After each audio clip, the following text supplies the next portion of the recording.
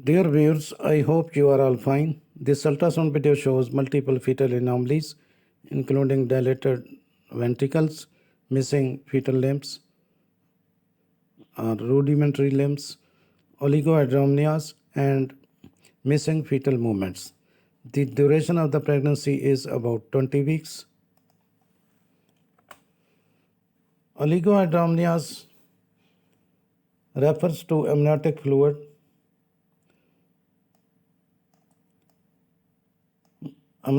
volume that is less than expected for gestational age. It is typically diagnosed by ultrasound examination and may be described qualitatively, for example, reduced amniotic fluid volume, or qualitatively, for example, amniotic fluid index equal to less than 5 centimeter, single deepest pocket less than 2 centimeter. But in this case, you will see there is almost anhydramnias, that is, no amniotic fluid is visible. Fetal cardiac activity is audible and visible. Fetal movements are totally missing. The fetus is sluggish. Rather, no movements are visible, as you will see in this video. Now the spines looks to be normal.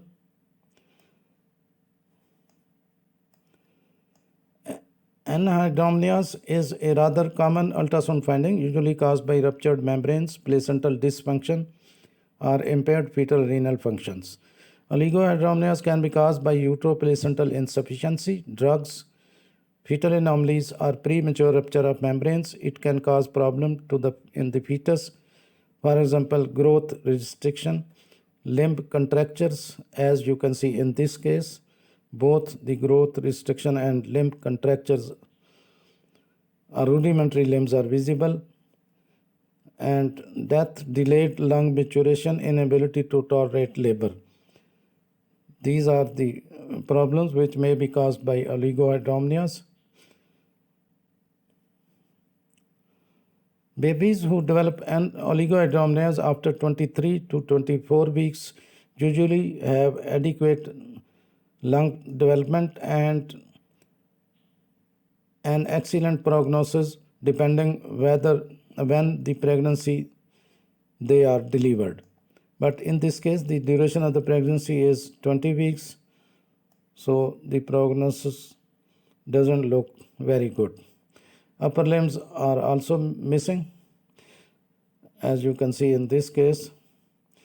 Now, the risk of having low amniotic fluid may cause intrauterine growth restriction, preterm birth, labor complications such as cord compression, meconium stained fluid, and cesarean delivery.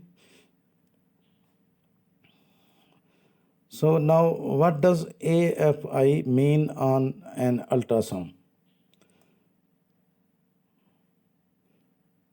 An ultrasound examination can diagnose either too little or too much amniotic fluid.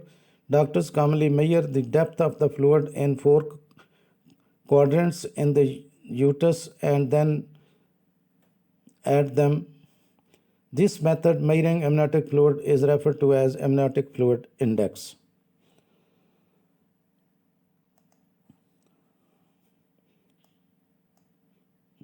As you will see later on this video, only is in one quadrant there is a minimum amniotic fluid, otherwise this is a case of anhydramnias. You can see here there is a little of amniotic fluid, and even this is less than 2 centimeters. The only amniotic fluid visible in this case.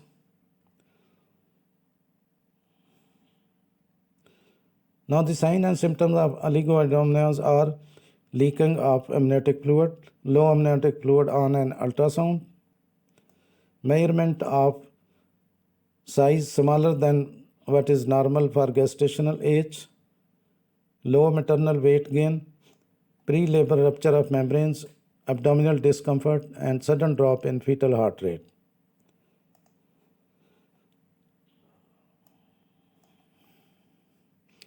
So 4 out of 100, that is 4% pregnant women have oligohydramnios. It can happen at any time during pregnancy, but it's most common in the last trimester, that is last 3 months. It happens about 12 out of 100%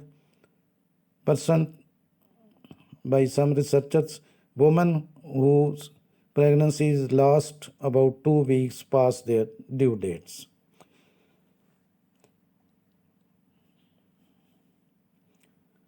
Now you can see the placenta is